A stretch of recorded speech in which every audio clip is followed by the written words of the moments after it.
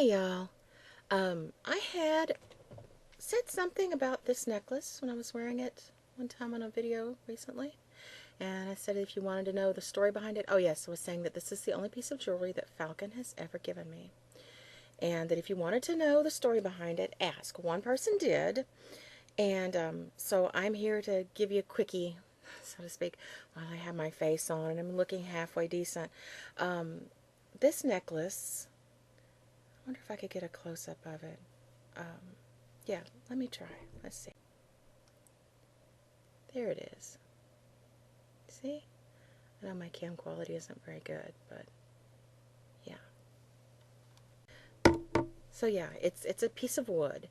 And he gave me this. He had been telling me he wanted to give me some really special gift. He wanted to buy something for me. He didn't want it to just be any old junky thing. He wanted something really special that would have meaning and, be something I'd really like. And so Halloween Day, he got his little butt in the car and drove to Salem. You know Salem, the old witch trials, Salem.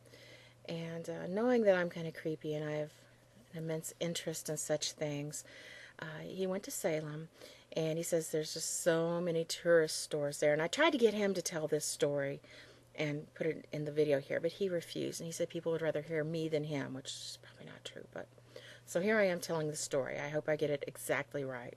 So he went to Salem, and he didn't want to just go to a tourist shop to get something for me. He wanted to be someplace off the beaten path, someplace that was kind of more legitimate. So he went to what seems to be a Wiccan kind of New Age store, a witch's shop, run by, and I can't think of her name now, maybe I'll think of it and put it in here, but the woman who is like the head witch in Salem. She's, I think, the leader of a very large coven, I guess. And I've been hearing about her for years. I used to hear about her on Christian programming when it would be around Halloween, and they'd talk about witchcraft and stuff, and they'd always have her on there, and I was fascinated by her. And it's her shop. And he went in there, and he said that he looked around and, saw stuff, but it was all mass-produced and, nothing particularly special. So he went to the counter and asked the woman at the counter. He said, this is what I remember him telling me, I'm looking for something unique to give to a unique person, something like that. And she says, oh, I have just what you need. And she went back into the back room, and she came back with this. Certainly one of a kind, being that it's a piece of wood. There's nothing else quite like it.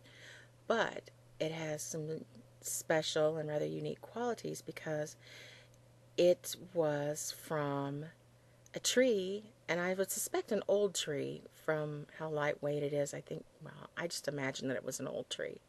Who knows? It's dried wood, but from a tree that stood in the oldest cemetery in Salem and the second oldest in the entire United States.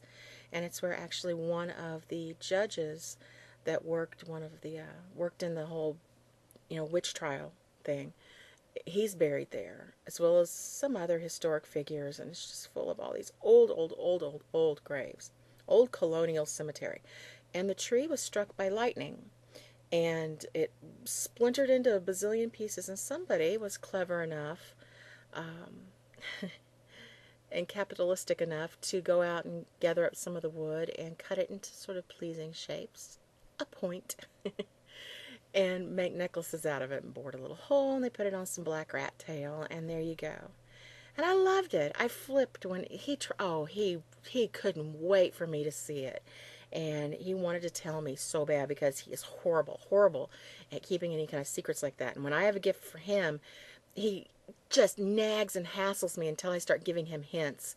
And being that he's like this majestic gamer, he takes the hints and he will figure it out eventually.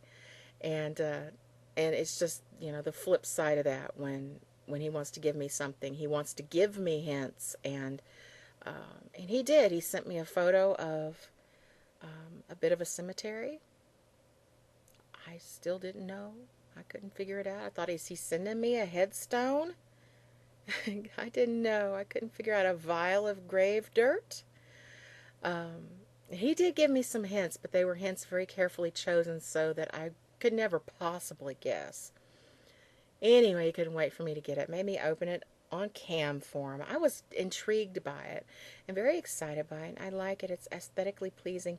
It was so lightweight, though, and so dry that it was starting to crumble. And every time I'd wear it, I'd get little bits on me. And that upset me, so I took it and actually put a semi-gloss coating on it to stabilize it and keep it from falling apart because I love it. It's one of my favorite things. It's got a great story. Comes from a historic and kind of spooky place, and yeah. So there it is. Nobody else has one just like mine. I think it was one of 122. It seems like he said something like that. 120. So anyway, that's the story of my one piece of jewelry that the Falcon gave me. Thank you, baby. Bye, guys.